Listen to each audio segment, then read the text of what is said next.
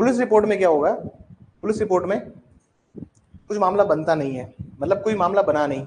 तो सर अब सवाल ये है कि अगर कोई मामला बना नहीं तो विक्टिम के साथ तो ऑफेंस हुआ है ना सर।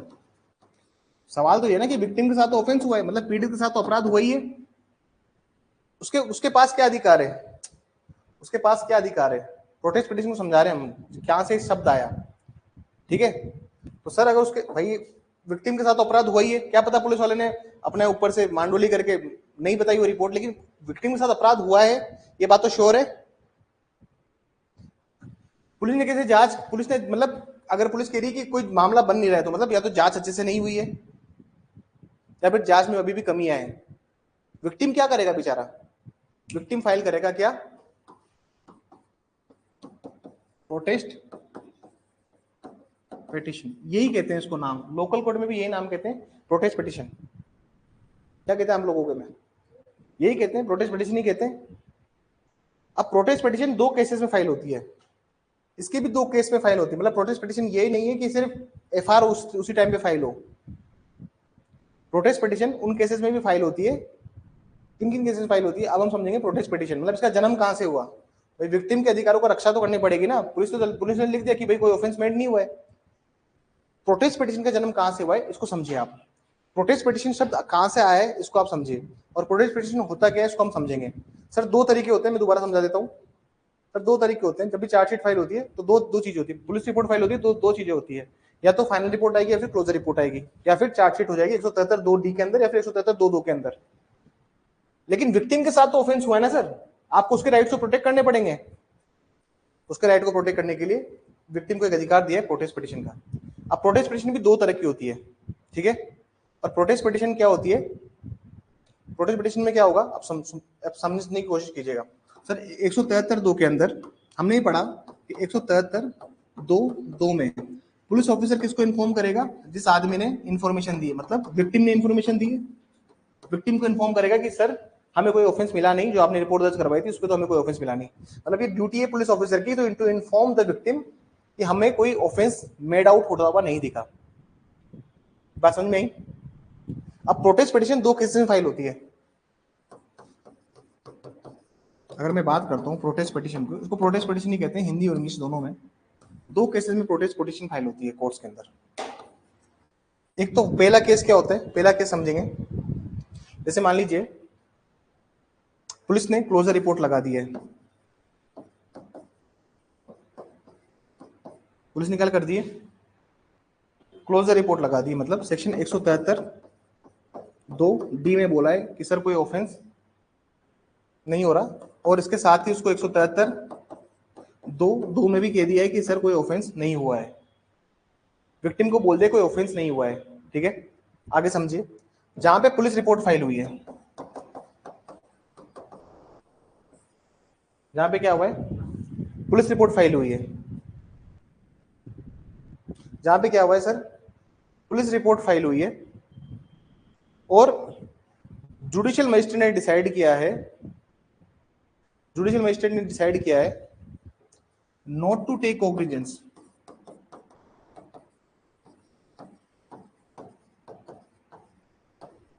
मतलब पुलिस ने अपनी जांच कर ली पूरी, पुलिस ने अपना पूरी अन्वेषण कर लिया, इन्वेस्टिगेशन कर लिया, और पुलिस ने कह दिया कि सर ऑफेंस तो हुआ है।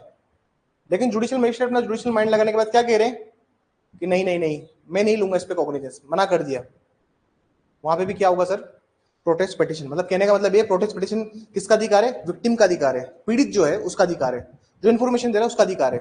अब मजिस्ट्रेट साहब ने, वही तो पुलिस रिपोर्ट फाइल थी, चार्जशीट फाइल हुई थी, ऑफेंस भी बन रहा था, लेकिन मजिस्ट्रेट साहब ने क्या किया, कॉग्निजेंस नहीं लिया। मजिस्ट्रेट ने कहा कि ये कोई मामला नहीं बन रहा है यहाँ पे, मैं इस पे कॉग्निजेंस नहीं लूंगा। मैं आपको इसका एग्जाम्पल देता हूँ। देखिए जब मैं प्रैक्टिस करता था तो उस टाइम क्या था ना कि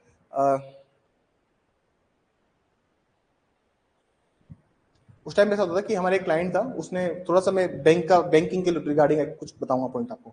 ऐसा होता है सर, 406 और 420 ये दोनों साथ नहीं चलते कभी भी, इन दोनों के ऑफेंस की कभी भी धाराएं साथ में नहीं लगती। आईपीसी की बात कर रहा हूं मैं, थोड़ा सा डीप की बात है, समझना। सर 420 है चीटिंग, और 406 क्रिमिनल ब्रीच ऑफ ट्रस्ट। यहां पे तो पर्सन का क्या होना चाहिए, इंटरेस्टेड होना चाहिए, और यहां पे होता है चीटिंग का मामला। मतलब कभी भी 406 और 420 की धाराएं साथ में नहीं लगती, ठीक है। तो एक ऐसा ही केस था जिसमें क्या था, बैंक का लोन डिफॉल्ट कर दिया था मेरे क्लाइंट ने, पुलिस ने सारी धाराएं लगा दी थी, बैंक की तरफ से एफआईआर फाइल की गई थी, 404, 406, 420 लगा दी, ठीक है। बैंक ने एफआईआर फाइल करी, 406, 420 लगा दी, पुलिस वालों ने इन्वेस्टिगेशन किया और बोला कि हाँ ऑफेंस बन रहा है, लेकिन जज साहब ने कोग्निजेंस नहीं लिया। पूछो क्यों? एक साथ नहीं लगनी, क्यों नहीं लगनी चाहिए? क्योंकि ऐसा होता है कि 406 जो होता है ना सर, पहली बात तो ये कि जो बैंक होते हैं, बैंक ने आपको लोन जो दिया है वो ट्रस्ट करके नहीं दिया है। ट्रस्ट करके लोन देता है क्या बैंक कभी? अरे बैंक ने तो आपसे उतनी अमाउंट की पैसा ले लिया या फिर प्रॉपर्टी ले ली, सिक्योरिटी ले ली, तो 406 का ऑफेंस कैसे बनेगा? चीटिंग बन सकता है, लेकिन 406 तो नहीं बनेगा ना। तो कोर्ट ने कॉग्निजेंस नहीं लिया। क्या होता है बैंक के अंदर, अगर आप सुनिएगा, पुलिस ने तो बता दिया कि सर दोनों ऑफेंस बन रहे हैं, जज साहब ने नहीं लिया कॉग्निजेंस, और हमने भी इसलिए विरोध किया था इसका कॉग्निजेंस नहीं होना चाहिए। क्यों नहीं होना चाहिए? क्योंकि सर बैंक अगर हमें कोई चीज दे रहा है तो वो एंट्रस्ट करके नहीं दे रहा है, हमारे ऊपर कोई विश्वास करके बैंक हमें पैसा नहीं दे रहा है, हमसे पूरा कोलेट्रल अमाउंट ले उसने सिक्योरिटी के रूप में रखवा लिया, तब जाके हमें पैसा दिया जा रहा है। मॉर्गेज हो गया, मॉर्गेज बाय टाइटल डीड हो गई, हमारे तो सब पैसा ही ले लिया उसने, जमीन के कागज रख लिए, ट्रस्ट करके दे रहा है क्या हमें? फ्री में दे रहा है क्या बैंक हमें? तो ये बात आप समझिए। तो मजिस्ट्रेट साहब ने कॉग्निजेंस नहीं लिया, बैंक जा रहा था प्रोटेस्ट पिटीशन में, फिर बैंक का जो लॉ ऑफिसर था एसबीआई था वो बैंक, उसके लॉ ऑफिसर को समझाया, मैंने कहा देख इंटरेस्टेड नहीं है इसमें, प्रोटेस्ट पिटीशन मत डालो, ये फिर भी वो नहीं माने, फिर वो रिवीजन में चले गए। सब अपनी सैलरी क्या करते हैं सर, सरकारी नौकरी में जस्टिफाई करते हैं कि हमने भी कुछ काम किया है। हमें पता है कि ऐसा नहीं होता है, क्योंकि बैंक आपको फ्री में कोई चीज नहीं दे रहा है। तो वैसे ही सर जज साहब ने क्या किया है, यहाँ पे भी दूसरे केस में भी कॉग्निजेंस नहीं लिया है। पुलिस ने बोला है कि ऑफेंस बन रहा है, जैसे हमारे केस में बोला था ऑफेंस हो रहा है, लेकिन मजिस्ट्रेट ने नहीं लिया क्योंकि जुडिशियल माइंड उसने लगाया अपना। बात समझ में आ रही है? These are the two cases जहां पे प्रोटेस्ट पिटीशन होती है। एक तो क्लोजर रिपोर्ट लगा दी, आप विक्टिम चला जाएगा, प्रोटेस्ट पिटीशन फाइल कर देगा, और यहाँ पे बात समझ में आई? दो केसेस में होता है, ठीक है। प्रोटेस्ट पिटीशन होता क्या चीज है, प्रोटेस्ट पिटीशन होती क्या चीज है, अब वो समझिए। किसके सामने लगेगी? प्रोटेस्ट पिटीशन बेसिकली एक एप्लीकेशन होता है, आवेदन होता है, लगता किसके सामने? उस जज साहब के सामने लगता है जिस जज साहब ने रिजेक्ट कर दिया है। आप प्रोटेस्ट पिटीशन लगाइए, एक रीजंस देख के दीजिए उसको पूरे, क्या क्या रीजंस है और क्या रीजंस है हमें लगता है कि ये मामला होगा। एक एप्लीकेशन होती है, सिंपल है। प्रोटेस्ट पिटीशन की जो फॉर्म होती है वो एक एप्लीकेशन होती है, एक एप्लीकेशन के फॉर्म में होता है सर ये, ठीक है। एप्लीकेशन में होते हैं रीजंस, ठीक है। और जुडिशियल मजिस्ट्रेट साहब क्या करते हैं, इसमें एक हियरिंग लेते हैं, उसको पूरा सुनते हैं कि क्या सीन है इनका, क्यों उन्होंने प्रोटेस्ट पिटीशन फाइल करी। उसके बाद जुडिशियल मजिस्ट्रेट चाहें तो ले भी सकते हैं, मे और मे नॉट टेक कॉग्निजेंस। संज्ञान चाहे तो ले वरना ना ले, उनकी मर्जी है। समझ में आई बात? नहीं ले, कोई जरूरी नहीं है। मजिस्ट्रेट साहब तीन चीजें कर सकते हैं। देखिए, जब भी प्रोटेस्ट पिटीशन गया है, जब भी प्रोटेस्ट पिटीशन गया है, एक केस का नाम लिखवाता हूं मैं आपको, इस केस का नाम लिखवाता हूं, Bhagwant Singh commissioner of police, case का नाम लिखवाता हूं मैं आपको। इसमें बहुत सारे केसेस है, मल्टीपल केसेस है प्रोटेस्ट पिटीशन के ऊपर। देखिए, जैसे आपके सामने तीन ऑप्शंस होते हैं, अब मान लीजिए जुडिशियल मजिस्ट्रेट है, उसके सामने तीन ऑप्शंस हैं। तीन ऑप्शंस क्या है सर? अरे एपी वाले बच्चों, तुम इसलिए पढ़ा रहा हूँ सब, ना 8-10 मीटर डिटेल में नहीं जाता मैं, ये सिर्फ एपी वालों के लिए ही पढ़ाया जा रहा है।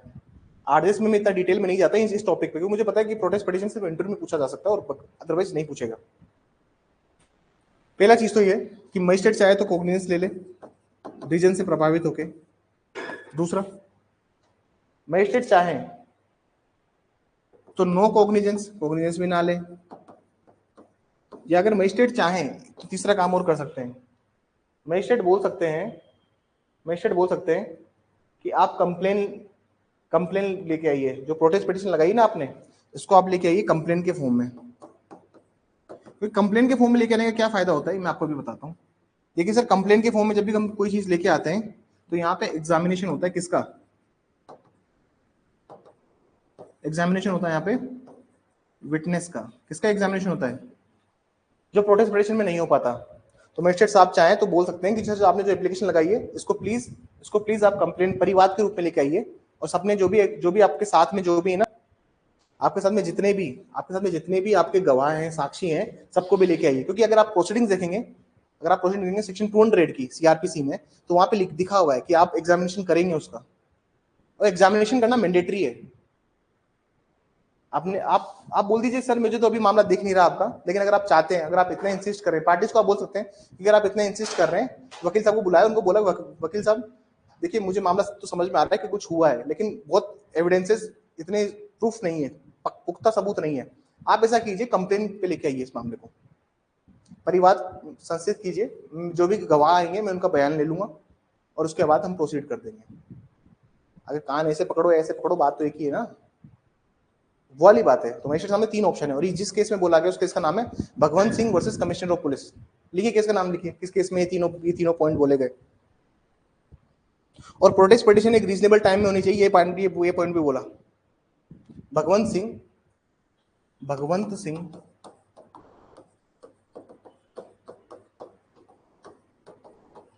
Versus commissioner of police.